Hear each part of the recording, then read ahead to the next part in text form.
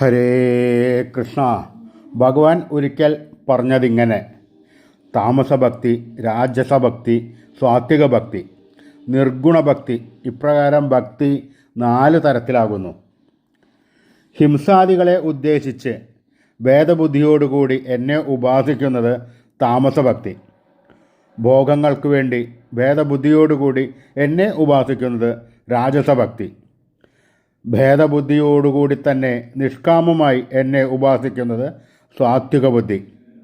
എല്ലാം വാസുദേവൻ എന്ന ഭാവത്തിൽ കാമനയുടെ ഗന്ധം പോലുമില്ലാതെ നിരന്തരം ഹൃദയത്തിൽ നിന്ന് പ്രവഹിക്കുന്ന പ്രേമപ്രവാഹമാണ് നിർഗുണഭക്തി.